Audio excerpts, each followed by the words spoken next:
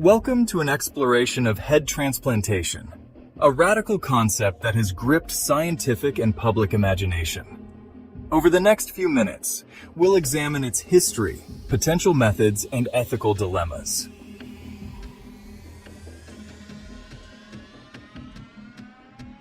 Sporadic early experiments date back to Dr. Vladimir Demikov in the 1950s, who grafted additional dog heads, and Dr. Robert White in 1970 transplanted a monkey's head onto another body. These procedures were not truly successful, but laid groundwork for conceptual research. In recent years, neurosurgeon Dr. Sergio Canavero proposed the Heaven procedure, aiming to attach a living head onto a donor body. Despite garnering global headlines, his plans remain theoretical, unverified by mainstream medical consensus. Head transplantation demands reattaching the spinal cord, blood vessels, and nerves, an immense task.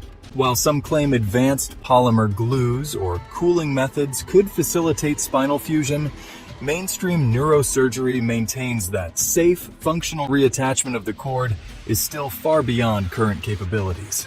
Unlike a single organ transplant, a head or body swap poses massive immunological challenges, potentially requiring extreme immunosuppression.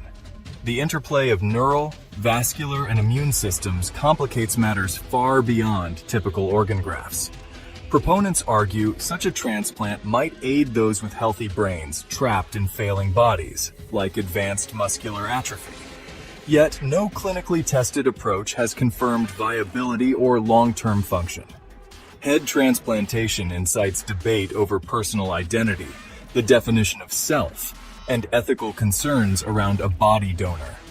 Philosophers question whether continuity of consciousness alone suffices to preserve identity, while ethicists fear potential exploitation of desperate or vulnerable donors.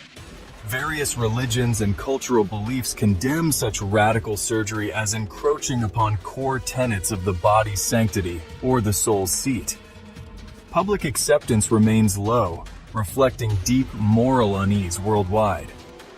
Despite sensational headlines, attempts in animals typically failed to restore meaningful function or long-term survival.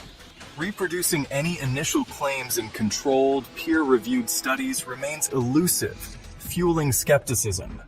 One plan describes cooling both patients to limit neural damage, using an ultrafine blade to sever the spinal cord, then a chemical agent like polyethylene glycol to encourage nerve membrane fusion. Skeptics argue no evidence supports full functional recovery from such a procedure. In mainstream medicine, no nation or regulatory agency endorses head transplantation trials on humans.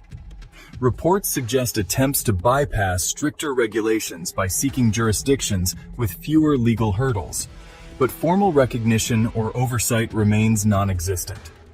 Most neuroscientists view functional head transplantation as unachievable with current technology, suggesting breakthroughs in nerve regeneration or better prosthetic solutions might offer safer alternatives. Evidence-based skepticism prevails in neurosurgical circles. In conclusion, human head transplantation remains theoretical, fraught with monumental surgical, ethical, and neurological barriers. No sanctioned procedure exists, and most experts doubt near-term feasibility.